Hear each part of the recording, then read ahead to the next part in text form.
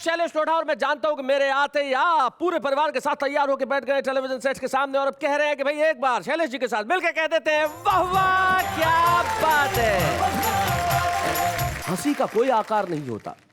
आप जब भी हंसें बस इस तरह से हंसे कि सामने वाले की खुशी में शरीक हो जाए, इस तरह से न हंसे कि सामने वाले को बुरा लगे। जैसे एक दिन 1000 रुपए के नोट ने 1 रुपए के सिक्के से कहा कि यार तेरी क्या औकात है, तू कहाँ मैं कहाँ, मैं 1000 रुपए का नोट तू 1 रुपए का सिक्का। और देख आदमी बड़ा वही होता है जो ज्यादा बकबक न करे। जैसे मैं 1000 का नोट अगर मैं गिर जाऊं तो बिल्कुल आवाज नहीं करता, लेकिन तू 1 रुपए का सिक्का जब गिरता है तो कितनी आवाज करता है, क्योंकि तू हल्का है, छोटा है। सिक्का मुस्कुराया और कहने लगा आप बिल्कुल ठीक कह रहे हैं, आप बड़े हैं 1000 रुपए के नोट साहब, लेकिन मंदिर में जब भी चढ़ाए जाते हैं तब तक पूरे नहीं होते जब तक मैं आपसे मिल न जाऊं।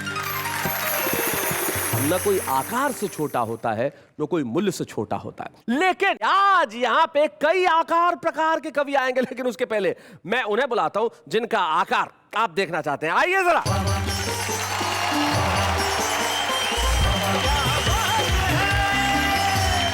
नमस्कार नमस्कार नमस्कार। फुल साइज की खूबसूरती के साथ आप सबका स्वागत है आप सबके शो में जिसका नाम है वाह वाह क्या बात है। एक मिनट ये खूबसूरती का साइज कैसे होता है? फुल साइज और हाफ साइज मतलब कैसे? ऐसे।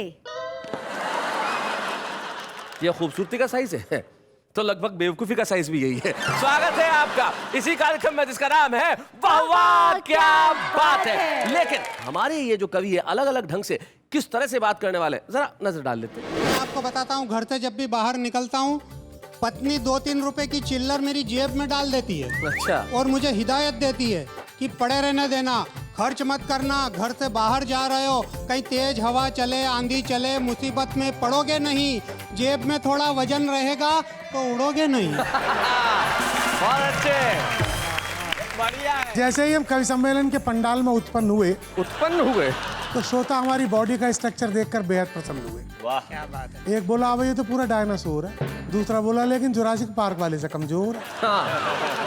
तभी एक आवाज आई, क्यों जी ये काम क्या कर पाता होगा? किसी ने उत्तर दिया, हाथी तोलने के काम आता होगा। हाथी तोलने के काम आता होगा। दुपट्टे को छोड़ मेरे तोड़ दूंगी दांत तेरे बिगड़े नवाब को अभी सुधार दूंगी मैं। और सैंडल उतारूंगी तो इतना मैं मारूंगी कि मार मार तेरा हुलिया बिगाड़ दूंगी मैं। ए मुझ पे क्या मरता है जा मर मेरे देश पर, तेरे कफन के लिए दुपट्टा उतार दूंगी। वाह वाह वाह वाह। भूखे भेड़िए सा जो डिनर पर टूट पड़े, अच्छा, उसे अजनबी अनजान कवि मानिए। एक प्याली चाय से हो जिसकी थकन दूर, उसे मन मौजी मेहमान कवि मानिए। माइक पे आते ही जो पानी का गिलास मांगे, उसे साधु संत या सुजान कवि मानिए। टुल्लू हो के मंच पे जो गेंडे सा पसर जाए, उसे आप देश का महान कवि मानिए। आपने देखा होगा शैलेश जी कई बार कि शादी के समय क्या होता है, दूल्हा रिसेप्शन के समय पहले आकर बैठ जाता है, दुल्हन बाद में आती है। तो किसी ने मुझसे क्वेश्चन किया कि कोई बात नहीं, दूल्हा तो आके बैठ गया, दुल्हन भी आ रही है, माला पहनाएगी, लेकिन दुल्हन के साथ में 3-4 लड़कियां आ रही है, ये क्यों आ रही है, इनका क्या काम है? मैंने कहा देखो, जिस प्लॉट की रजिस्ट्री हो रही होती है, नक्शे में आसपास के खाली प्लॉट भी तो दिखाने पड़ते हैं।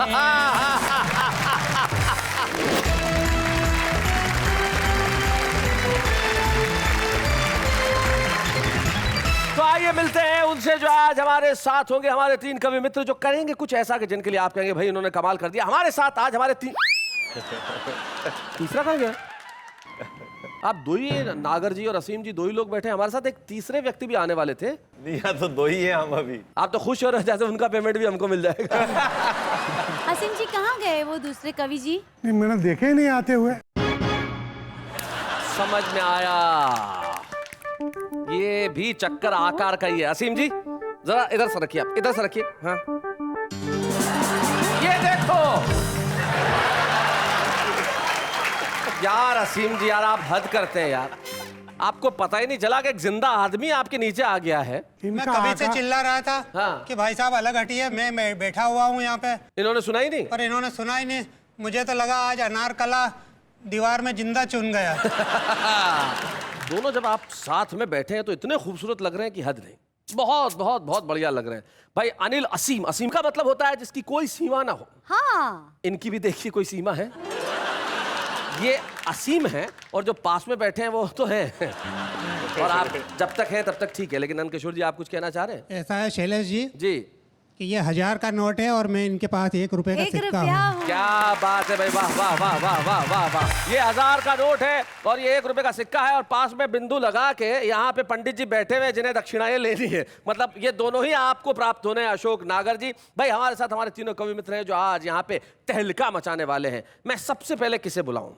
नंदकिशोर अकेला जी, आपसे अनुरोध करना चाहूंगा कि आप आ जाएं, क्योंकि आप जिस पहाड़ के नीचे से निकल के आए हैं, आपका स्वास्थ्य कितनी देर ठीक रहे मैं भी नहीं जानता। इससे पहले कि कुछ और गड़बड़ हो आप जरा आ जाए। भाई नंदकिशोर अकेला जी, जरा जोरदार तालियां।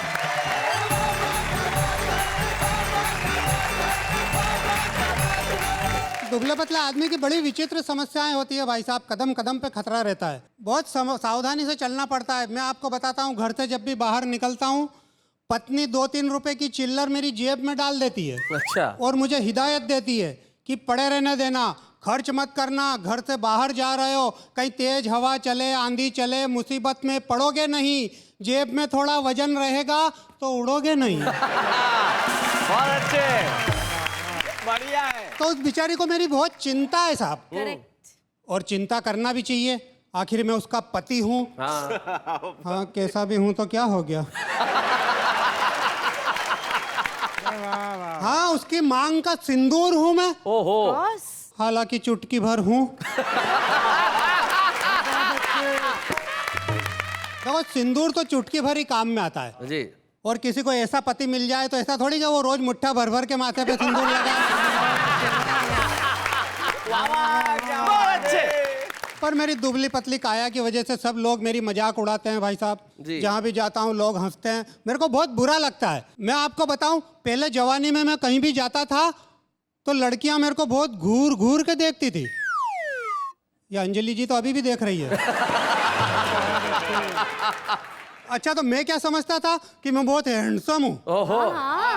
वो तो बहुत दिनों बाद पता चला कि जहाँ भी जाता था लड़कियां तो मेरी मजाक उड़ाती थी, आपस में कहती थी अरे देख देख कैसा लड़का जा रहा है, सूखे गन्ने जैसा।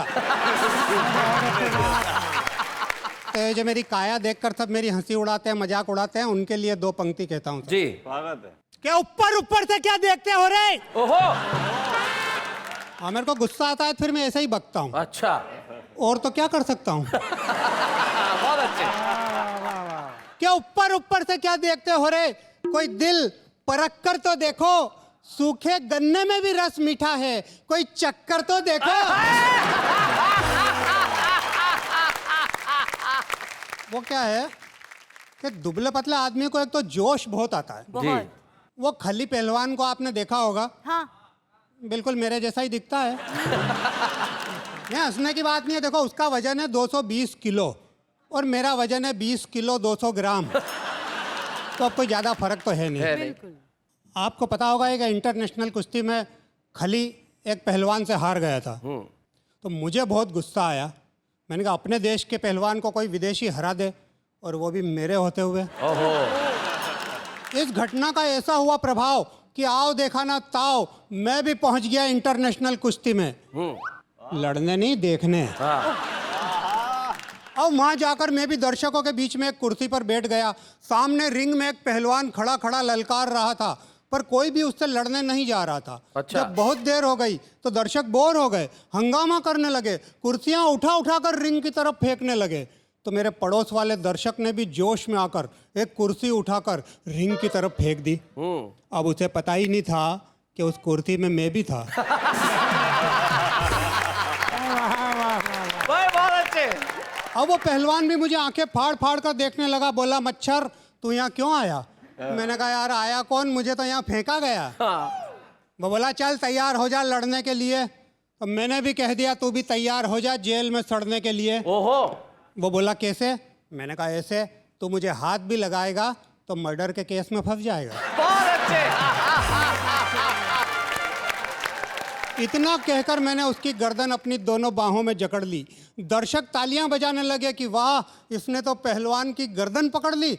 पर भाई साहब, मैं तो उसके कान के पास मुंह ले जाकर बोला, पहलवान तुझे जीतने के कितने डॉलर मिलेंगे यार? वो बोला 25,000। मैंने कहा अगर तू हार गया इस बार तो मैं तुझे डॉलर दूंगा 50,000। ओहो। तो वो अपना हित जान गया, मेरी बात तुरंत मान गया। फिर तो मैंने भी खूब घूंसे जमाए, अच्छा। खूब लातें चलाई। हालांकि ऐसा करने से चोटें तो मुझे ही आई। बहुत अच्छा। उसका क्या बिगड़ना था, वो तो पत्थर जैसा था। पर देश की इज्जत का सवाल था, खली की हार का बदला लेने का भी ख्याल था। इसलिए मैंने खूब घूंसे जमाए, खूब लातें चलाई और मारते मारते जब मैं हो गया अधमरा तो मेरी हालत देखकर वो पहलवान भी डरा। उसने सोचा ये यूं ही मारता रहा तो सचमुच मर जाएगा, मेरा पेमेंट भी डूब जाएगा, मुझे अंदर भी करवाएगा। तो वो बेचारा तुरंत नीचे गिरकर ढेर हो गया। मैं भी उसकी छाती पर चढ़कर शेर हो गया। दर्शक चकित हो गए, बोले इसने गजब करामात कर दी। और खुश होकर सबने मुझ पर डॉलरों की बरसात कर दी। हाय हाय हाय हाय हाय, क्या बात है। पर भाई साहब, यहीं खत्म नहीं हुआ ये किस्सा। शाम को होटल में आ गया मांगने वो अपना हिस्सा। मैंने कहा रे तू पहलवान ही रहेगा या कभी अकल से भी काम लेगा? अरे रिंग में जो हुआ वो परिस्थितियों का दबाव था, वो तेरा दाव था और ये मेरा दाव था। भाई बहुत अच्छे। और मेरी अक्ल के इस दाव ने तेरी ताकत को धूल चटाई है। अरे अकल के दुश्मन, अकल ने तो हमेशा ही ताकत पर विजय पाई है। क्या बात है भाई, वाह वाह वाह, बहुत अच्छा।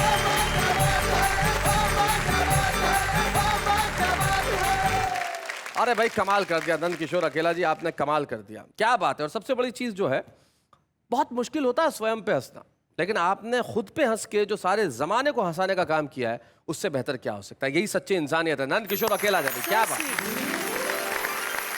लेकिन आपने अपना ये जो तखल्लुस है अकेला क्यों रखा हुआ है? दरअसल क्या है भाई साहब, मेरी पत्नी को भी मेरे नाम की वजह से बड़ी प्रॉब्लम होती है। कई बार क्या है, महिलाएं आपस में बैठती है तो एक दूसरे को अपना परिचय देती है जी। बोले मेरे पति नागर जी हैं, एक बोलती है मेरे पति वसीम हैं। तो मेरी पत्नी भी बोल देती है कि मेरे तो पति अकेला है। हाँ। तो सुनकर उन औरतों को बहुत गुस्सा आता है। हाँ। कि अरे वावरी, तेरे अकेला है तो हमारे कोई दो दो चार चार है क्या? तब मैं उनसे बोला कि चाहे कोई भी नाराज हो जाए, मैं तेरा पति अकेला हूँ और अकेला ही रहूंगा। क्या बात है भाई, वाह वाह वाह। नंद किशोर जी की पत्नी कहती है कि हमारा पति अकेला है, तो अनिल जी की पत्नी कहती होगी अगर ये अकेला है तो ये तो बहुत सारे हैं। मतलब आपके भौगोलिक आकार प्रकार की वजह से मेंटेन कैसे होता है ये? भाई साहब, एक बार तो ये हुआ कि मैं बैठा हुआ खाना खा रहा था। मैंने साहब रोटी खाई, एक डॉक्टर उधर से जा रहा था, वो रोटी गिनने लगा। मैंने 20 रोटी खा ली, कड़ा उठाया, पानी पी लिया। डॉक्टर कहने लगा भाई ये क्या, तुम खाना खाने के बाद पानी पीते हो? तो मैंने कहा और क्या, खाना खाने के पहले पानी पीते हैं? बोले नहीं, बीच में पीते हैं। मैंने कहा लाओ भाई लाओ, 20 रोटी और ले आओ, हम पानी को बीच में करे ले रहे हैं। ऐसे मेंटेन कर रहे हैं 40-40 खा के एक बार में। चलिए भाई, अनिल असीम जी ने ये जो वृत्त है, ये जो उदर है, ये बहुत मेहनत और बहुत परिश्रम से मेंटेन किया है, और हम चाहते हैं कि ये जो मेंटेन किया हुआ उदर है, इसके कुछ राज हमें आके बताएं। तो अनिल असीम जी जो बहुत जोश के साथ कविताएं पढ़ते हैं और सारी दुनिया को हंसाते हैं, आइए बुलाते हैं उनसे। आइए अनिल असीम जी, आइए।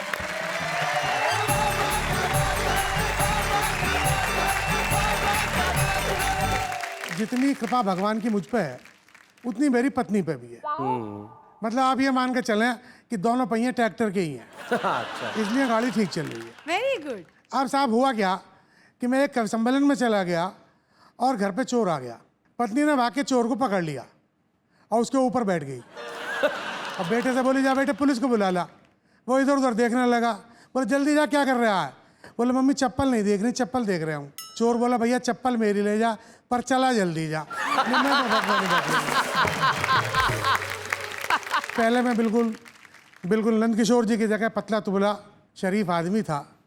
हुआ क्या कि जिस मोहल्ले में मैं रहता था वहाँ सबने कुत्ते पाल रखे थे, तो शौक किया मैंने भी एक कुत्ता पाल लिया साहब। जी। अच्छा, मैं तो पतला था ही, मेरा कुत्ता भी पतला। सारे मोहल्ले कुत्ते से भौंकते थे, कुत्ते की बड़ी बेइज्जती होती थी। अच्छा। मुझे बड़ा बुरा लगता था साहब। तो मैं कुत्ते को लेकर डॉक्टर के पास गया कि डॉक्टर साहब हमारा कुत्ता बहुत पतला है, हम इसे मोटा करना चाहते हैं। बोला जी हो जाएगा, कोई बहुत मुश्किल काम नहीं है, ये 2 गोली ले जाओ दे देना। तो डॉक्टर ने मुझे एक पाइप दिया, बोले पाइप ले जाओ, गोली पाइप में रखना, कुत्ते के मुंह में पाइप लगाना, फूंक मार देना, गोली अंदर चली जाएंगी। अब भाई साहब इससे पहले कि मैं फूंक मारता, कुत्ते ने फूंक मार दी। तो जैसा मैं आपको बताना चाह रहा था कि बहुत सारी टिप्पणियां मुझ पर होती हैं, जी मैंने उन सारी टिप्पणियों को जोड़ा और एक ये प्रयोग किया कि एक कविता का रूप में दिया। जी सुनाएं। आप मन में ये बात रखें कि मैं एक कवि सम्मेलन में गया और वहाँ लोगों ने देख के मुझे कुछ टिप्पणियाँ की। स्वागत है। कि जैसे ही हम कवि सम्मेलन के पंडाल में उत्पन्न हुए तो श्रोता हमारी बॉडी का स्ट्रक्चर देखकर बेहद प्रसन्न हुए। एक बोला अब ये तो पूरा डायनासोर है, दूसरा बोला लेकिन जुरासिक पार्क वाले से कमजोर है। तभी एक आवाज आई, क्यों जी ये काम क्या कर पाता होगा? किसी ने उत्तर दिया, हाथी तोलने के काम आता होगा। हाथी तोलने के काम आता होगा। इसी बीच एक श्रोता ने शंका जताई कि भगवान ही जाने आज कवि सम्मेलन कैसे हो पाएगा, इसके मंच पे चढ़ते ही मंच टूट नहीं जाएगा। हाँ। तो हमने उस श्रोता को अपने पास बुलाया, उसे बड़े प्यार से समझाया कि आराम से बैठो दोस्त, मंच नहीं टूटेगा, हम पूरी तसल्ली करके आए हैं। आयोजकों ने थोड़ी देर पहले इस मंच पे हमें एक रस्सी में बंधे हुए 24 हाथी बिठा के दिखाए हैं। ओहो। इस मंच के तख्ते भारतीय जनता की तरह सिर्फ थोड़ा सा चरमराते हैं, लेकिन बोझ कितना भी हो सारा सह जाते हैं। क्या बात है भाई, वाह वाह। इसी बीच एक श्रोता एक बाल्टी में दूध लेकर आया, दूध, और हमारे फूले हुए पेट पर हाथ फेरता हुआ बोला, उस दिन तो हमें मौका ही नहीं मिल पाया, आज हम सबके सामने आपको दूध पिलाएंगे। और गणेश जी ने वास्तव में दूध पिया था, सबको दिखाएंगे। जी हमने सोचा दूध पीते पीते आज हम निबट जाएंगे, क्योंकि अभी तो एक ही श्रोता दूध लाया है, इसका देखे देखे सारे श्रोता दूध लाएंगे। इतना दूध हम कैसे पचा पाएंगे, क्योंकि हम पत्थर के नहीं चलते फिरते इंसान हैं, और फिर हम आदमी हैं, वो भगवान हैं। इनका क्या, ये तो भारतीय जनता के लोग हैं, इन्हें अंधविश्वास जैसे हजारों रोग हैं।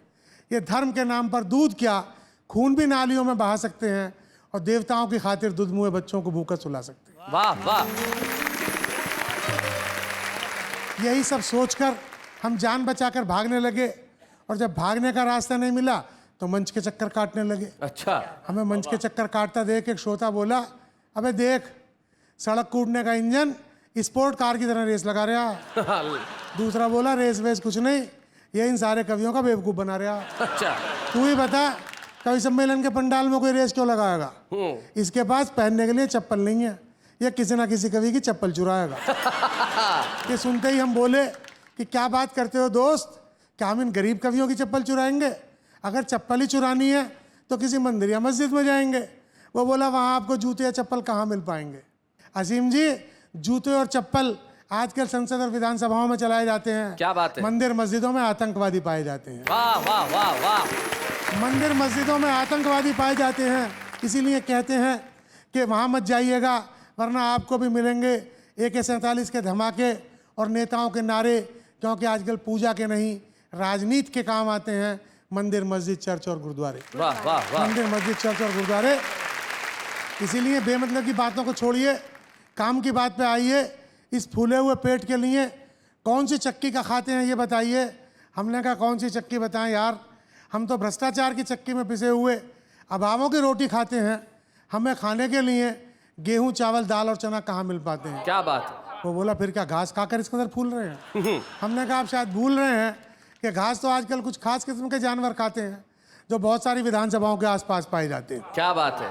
हमें तो तरह तरह के आश्वासनों की खिचड़ी खिलाई जाती है, क्योंकि हम उस देश के वासी हैं जिसे खिचड़ी सरकार चलाती है। क्या बात है भाई, बहुत जिसे अच्छे। खिचड़ी सरकार चलाती है।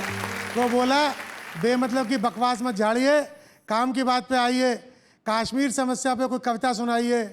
हम बोले कश्मीर समस्या क्या, किसी समस्या पे कोई कविता नहीं सुनाएंगे, क्योंकि हम कविता सुनाएंगे, आप तालियां बजाएंगे। असली समस्या यही है दोस्त कि आप सिर्फ तालियां बजाते हैं, कर कुछ भी नहीं पाते हैं। इसीलिए हम सौगंध खाते हैं कि अब कविता हम तभी सुनाएंगे जब ये ताली बजाने वाले हाथ गद्दारों के गिरेबानों तक पहुंच जाएंगे। क्या बात है भाई, वाह वाह वाह।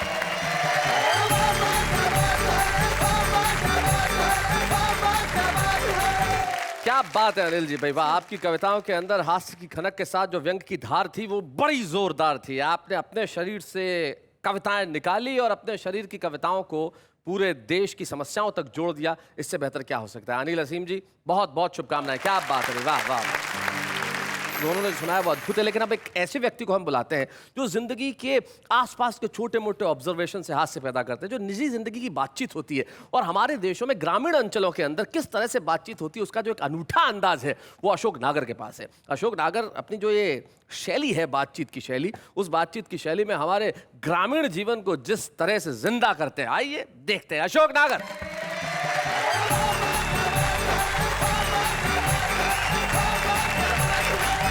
ये इनकी कद काठी सब देख रहे हैं, कितना खाते पीते होंगे। एक दिन मिल गए थे अंधेरी में, बोले आओ ना अगर वड़ा पाव खिलाएंगे। मैंने कहा रहने दो।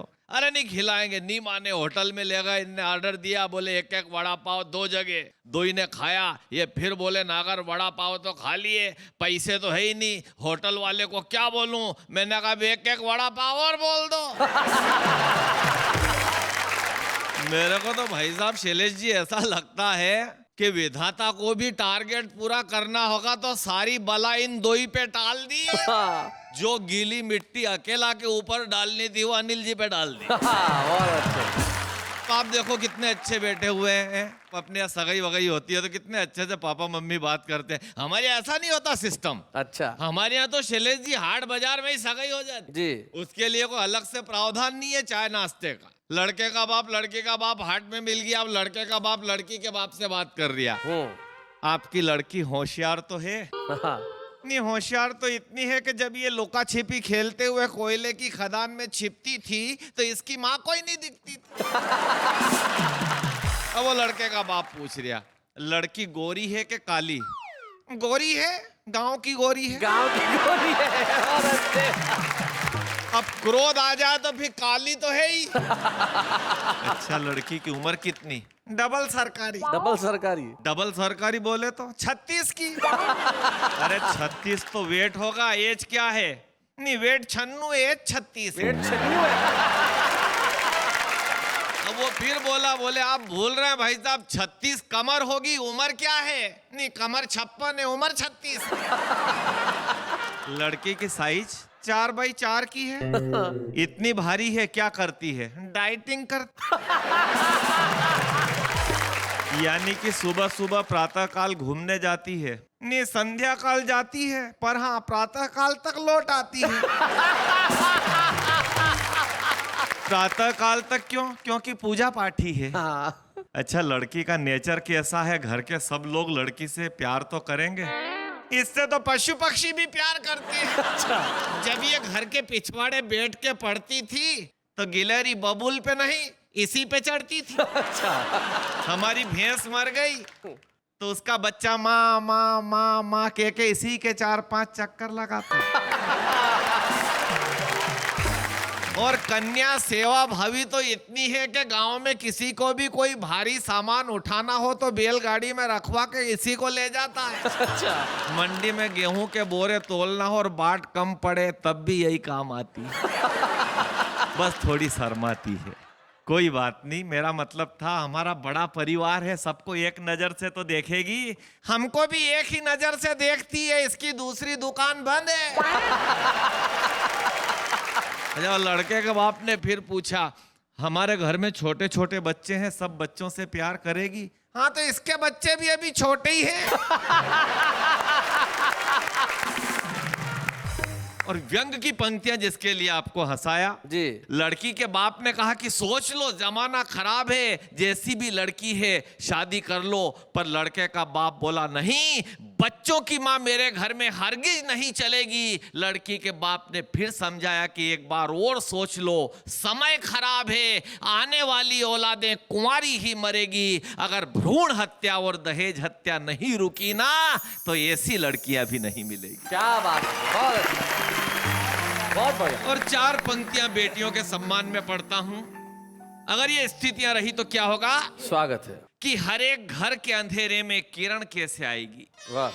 हर एक भाई के घर बहन कैसे आएगी, और बेटियों को मारने का सिलसिला नहीं थमा तो इन वीरान घरानों में दुल्हन कैसे आएगी। क्या बात है, बहुत। और ये 4 पंक्तियां सच्ची घटना पे और एक बेटी में कितनी क्षमता होती है, मैं इन पंक्तियों से आप तक पहुंचाना चाहता हूं। जी। 26 जनवरी 2010 की घटना, सुबह 7 बजे तमाम लड़कियां छोटे छोटे झंडे लेकर के प्लास्टिक के, कागज के और टेम्पो में चढ़ रही थी।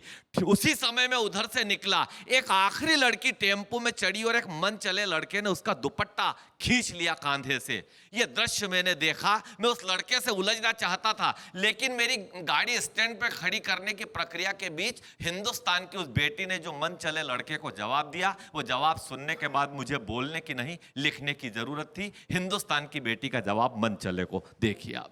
कि दुपट्टे को छोड़ मेरे तोड़ दूंगी दांत तेरे बिगड़े नवाब को अभी सुधार दूंगी मैं। वाह। और सैंडल उतारूंगी तो इतना मैं मारूंगी कि मार मार तेरा हुलिया बिगाड़ दूंगी मैं। ये उछल कूद बंद कर, मत छल छंद कर, 2 गज जमीन में यहीं पे गाड़ दूंगी मैं। ए मुझ पे क्या मरता है, जा मर मेरे देश पर, तेरे कफन के लिए दुपट्टा उतार दूंगी मैं। वाह वाह वाह।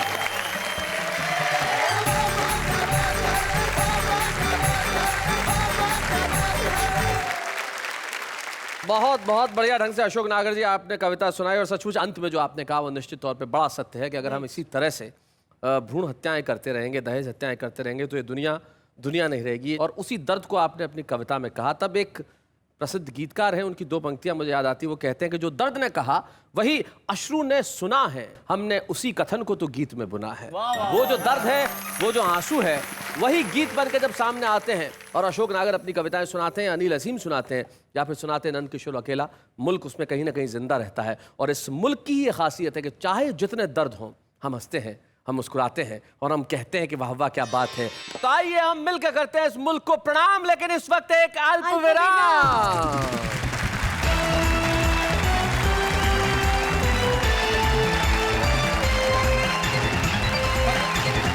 स्वागत है आपका फिर से उसी कार्यक्रम में जिसका नाम है वाह वाह क्या बात है।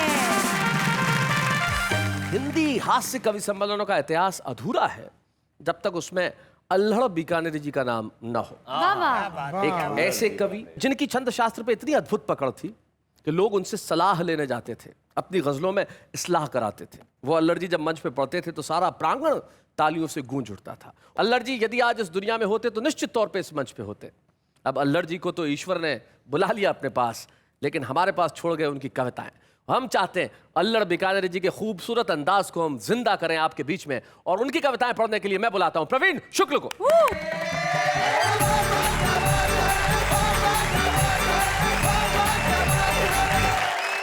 छंद, शिल्प और कथ्य का यदि इस देश में कोई एक संगम, एक तीर्थ स्थान हो सकता है तो वो निश्चित रूप से अल्हड़ बीकानेरी होते हैं।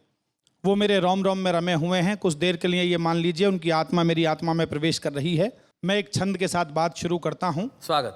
उन्होंने 4 अलग अलग कवियों की अलग अलग पहचान बताई। देखिए वो पहचान क्या है। जी। कि भूखे भेड़िए सा जो डिनर पर टूट पड़े, अच्छा। उसे अजनबी अनजान कवि मानिए। एक प्याली चाय से हो जिसकी थकन दूर, उसे मन मौजी मेहमान कवि मानिए। माइक पे आते ही जो पानी का गिलास मांगे, उसे साधु संत या सुजान कवि मानिए। टुल्लू हो के मंच पे जो गेंडे सा पसर जाए, उसे आप देश का महान कवि मानिए। अल्हड़ जी देश के एकमात्र ऐसे हास्य कवि थे जिन्होंने अपने हास्य कविता में गीत के कई अंदाज को बांधा। वो शास्त्रीय गायन में भी कविताएं करते थे। उनका एक प्रसिद्ध गीत था, वोट मांगन निकले नेताजी। खास अंदाज में पढ़ते थे।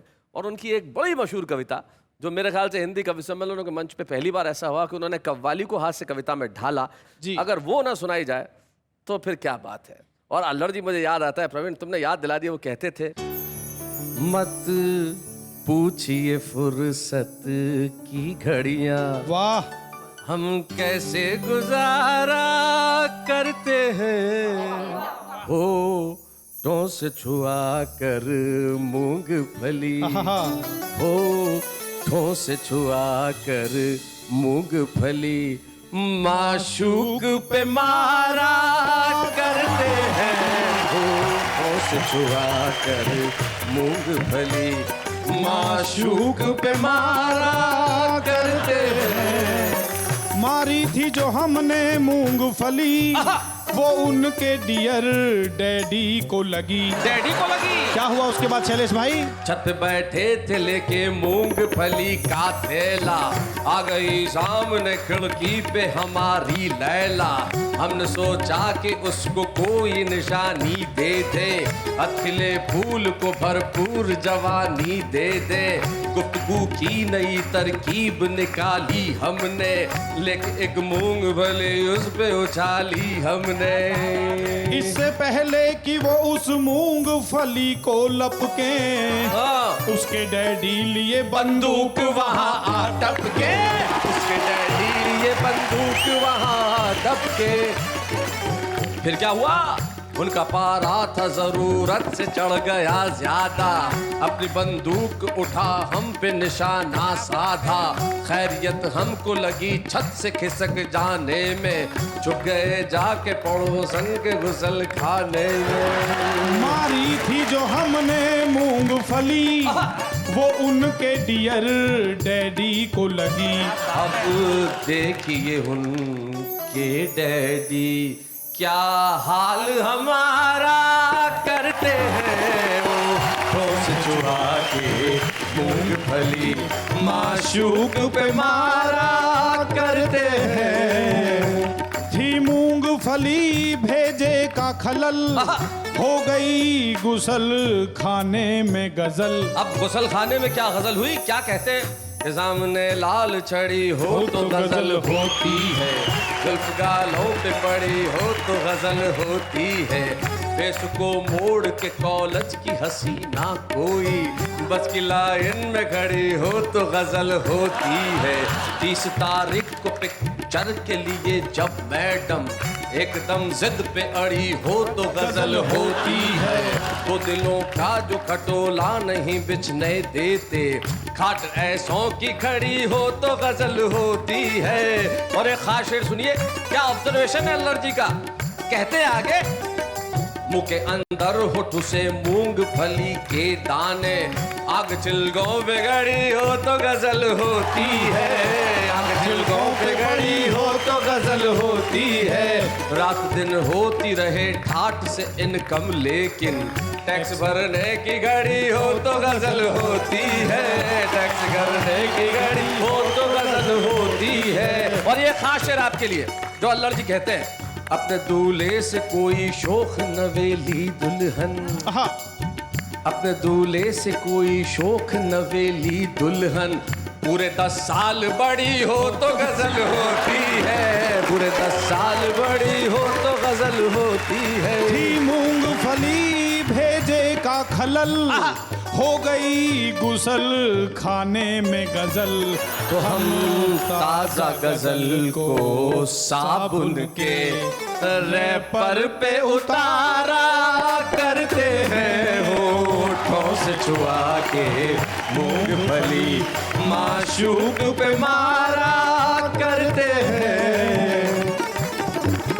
आफत है गुसल खाने की घुटन, कब होगा न जाने उनसे मिलन। और अब गुसल खाने का सात्विक दृश्य देखिए, ऐसा अल्लाह जी कहते थे कि लट के हैं, लट के हैं, वो लट के हैं, लट लट लट लट लट लट लट लट लट लट लट लट लट के है पड़ोसन के कपड़े, ओ लट के है पड़ोसन के कपड़े, हम उनको निहारा करते हैं।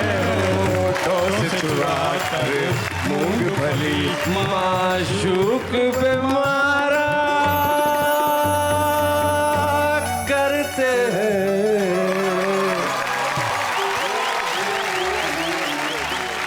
ये अल्लड़ बीकानेरी जी थे। अल्लड़ जी अगर जीवित होते तो निश्चित तौर पे वाह वाह क्या बात है कि मंच पे सम्मानित होने वाले प्रथम 1-2 कवियों में होते हैं। ईश्वर ने हमें ये मौका तो नहीं दिया, लेकिन हमें ये मौका जरूर दिया कि हम मरणोपरांत अल्लड़ जी को सम्मानित करें। हमारे बीच में है अल्लड़ बीकानेरी जी के ज्येष्ठ पुत्र श्री अशोक कुमार शर्मा। जोरदार तालियों के साथ स्वागत है उनका। आए।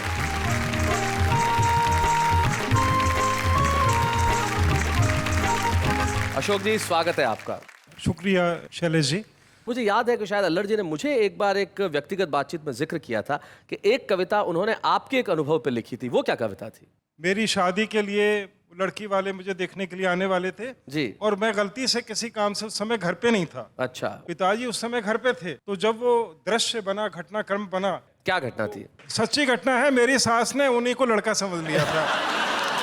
करके कोई बहाना हम दफ्तर से छुट्टी पा गए और लड़के को देखने उसी दिन लड़की वाले आ गए। हाँ। लड़की की अम्मा ने हमसे पूछा रुककर एक पल, किस कॉलेज में प्यारे बेटे पढ़ते हो तुम आजकल? हाँ। हमने कहा श्रीमती जी किस चक्कर में आप हैं, लड़का कॉलेज गया हुआ है, हम लड़के के बाप हैं। शैलेश जी, मेरा ये मानना है कि अल्लड़ जी का सम्मान हिंदी की हास्य व्यंग कविताओं का सम्मान। क्या बात है। हम आज अल्लड़ बीकानेरी जी को सम्मानित कर रहे हैं। अशोक यहाँ खड़े हैं, हम अशोक जी को सम्मानित करना चाहते हैं और असल में अल्लड़ जी जहाँ भी हैं हमें आशीर्वाद दे रहे होंगे और वहाँ ऊपर बैठ के कह रहे होंगे वाह वाह क्या बात है। बच्चे हैं या बूढ़े हैं, नर है या नारी है, हंसी देने वालों के सब ही आभारी है, कविता सुनाने वाले अब सबके साथ है। बाबा क्या बात है, बाबा क्या बात है। निश्चित तौर पे कवि कहीं भी रहे, चाहे वो इस धरा पे हो ना हो, छिप नहीं सकता और कविता की प्रतिभा तो कहीं नहीं छिपती। शायद इसीलिए वाह वाह क्या बात है ने सोचा कि कविता की प्रतिभाएं जहां भी हैं हम उन्हें ढूंढ के निकालेंगे और हमारे छुपे रुस्तम को बुलाएंगे। आज एक ऐसे छुपे रुस्तम को हम आपके समक्ष प्रस्तुत कर रहे हैं। राजस्थान के नागौर के डीडवाना कस्बे से हमारे बीच में छुपे रुस्तम आते हैं। नाम है जिनका अशोक सेवदा।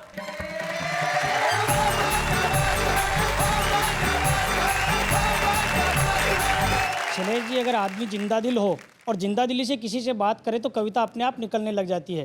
कल ही की एक घटना है, एक भिखारी मिला, बोले बाबूजी 20 रुपए दो, कॉफी पीऊंगा। मैंने कहा रे भिखारी होकर के कॉफी पीता है? उसने कहा योग गुरु ने चाय के लिए मना कर रखा, एसिडिटी हो जाती है। ऐसे ही विजन को लेकर के मैंने बहुत से लोगों से बात की और एक नई कविता निकाली है जी। कविता का टॉपिक है प्रेमिका। प्रेमिका। जब मुझे प्रेमिका टॉपिक मिला तो मैंने 4 अलग अलग व्यक्तियों से पूछा और एक कविता बनाई। सबसे पहले एक बुजुर्ग से पूछा, दादा प्रेमिका के बारे में कुछ बताओगे? वो बोले बको मत बदतमीज, जिंदगी भर पाक दामन रहा हूं, बुढ़ापे में ऐसी बातें करके बदनाम करवाओगे? जिस पत्नी ने सेवा की बुढ़ापे में उसी से पिटवाओगे। समझदार होने से पहले विवाहित हो गया, पत्नी ही प्रेमिका बनी, उसी के प्यार में खो गया, हर सुख दुख में उसी ने साथ दिया, अब उसी का साथ छुड़वाओगे? क्या बात है। बेटे सारे अपनी प्रेमिकाओं के साथ भाग गए, ऐसे में मेरी सेवा क्या तुम अपनी प्रेमिका से करवाओगे? बहुत अच्छे हैं।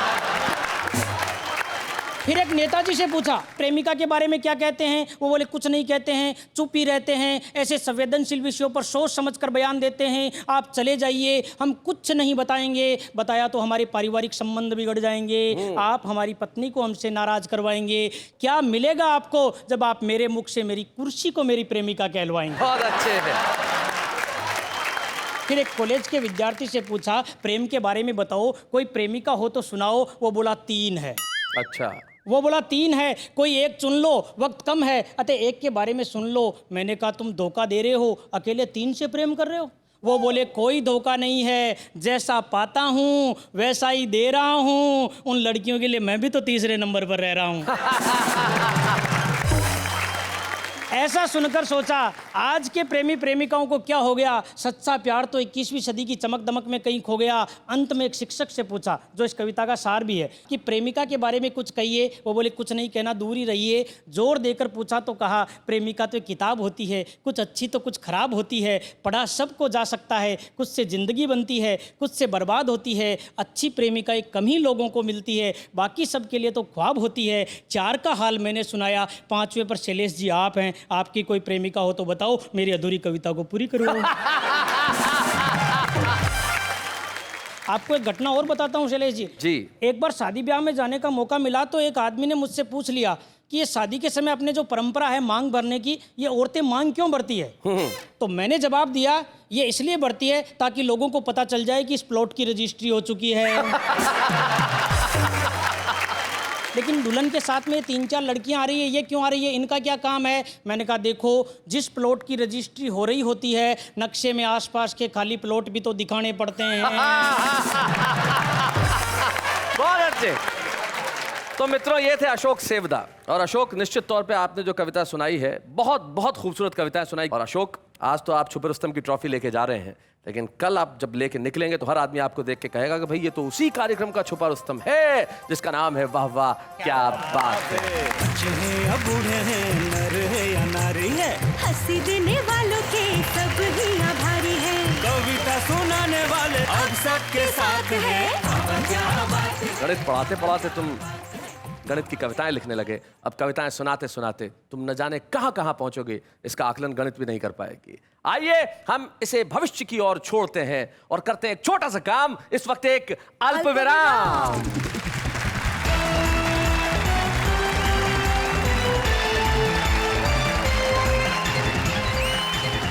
स्वागत है फिर से उसी कार्यक्रम में जिसका नाम है वाह वाह क्या बात है।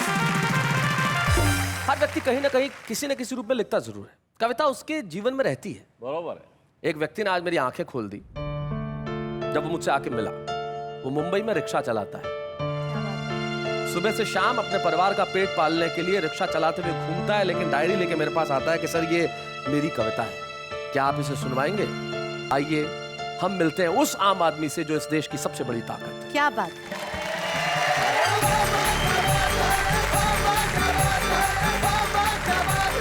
अपना नाम सबसे पहले बताएं। मेरा नाम दादा सोमा ताकपीर है, मैं महाराष्ट्रियन हूँ। सोलापुर डिस्ट्रिक्ट है, तहसील बारसी है। मेरे गांव का नाम श्रीपत पिंपरी है। चलिए सर, प्लीज मेरी एक कविता है, वो आप भी सुनेंगे तो खुश हो जाएंगे शायद। सुनाइए। सुबह मैं जब घर से निकलता हूँ तो किसी को ना नहीं कहता, सभी को हाँ हाँ कहता हूँ। सायन से लेके मुलुंड तक और बांद्रा से लेके दहीसर तक बस चला जाता हूँ, लेकिन जैसे ही रात होने को आती है तो सभी को ना ना बस ना ही कहता हूँ, क्योंकि मैं रहता हूँ घाटकोपर में। वहाँ पे भी मेरा लोग करते हैं इंतज़ार। वो लोग कौन है वो भी सुनो। वहाँ किराए पे मेरा भी एक घर है, उसमें बसा वो मेरा भी एक परिवार है। परिवार में कुल हम लोग 4 हैं। सॉरी। नहीं नहीं, कोई दिक्कत नहीं, सुनाते रहो।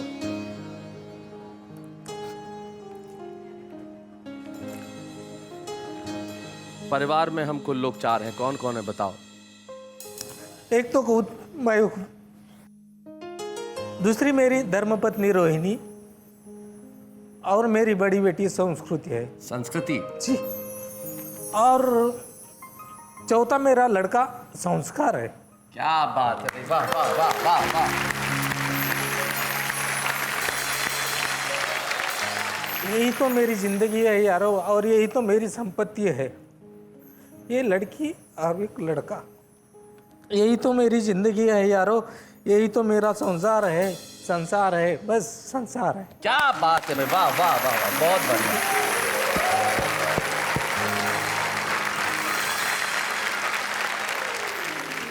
आपने जिस ढंग से कविता सुनाई, और कविता पढ़ते वक्त जब आपके नेत्र सजल हो गए, मैं जानता था देश के नेत्र भी इस वक्त सजल हैं। ये है भारत, ये है हिंदुस्तान, ये है इस देश की सबसे बड़ी ताकत, जो सुबह से शाम सड़कों पे दौड़ता है, चाहे धूप हो, गर्मी हो, बारिश हो, ठंड हो, वो किसी को ना नहीं कहता। लेकिन जब शाम को उसका नीड़ पुकारता है तो वो सबको ना कहने लगता है। उसे लौटना होता है उस जगह जहां उसकी पत्नी है, जहां उसकी बेटी है, जहां उसका बेटा है, जहां उसका संसार है। और यकीन मानिए, आप जैसे लोगों के घरों में ही संस्कृति जिंदा है, संस्कार जिंदा है। आपने हिंदुस्तान की संस्कृति को जिंदा रखा है, आपने हिंदुस्तान के संस्कार को जिंदा रखा है। दादा सोमा ने सिर्फ कविता नहीं सुनाई है, हम सबको ये महसूस करा दिया है कि आखिर संस्कृति और संस्कार किस तरह से जिंदा रखे जाते हैं। आज सिर्फ इनके लिए नहीं, हम 125 करोड़ हिंदुस्तानी भाइयों के लिए कहते हैं वाह वाह क्या बात है।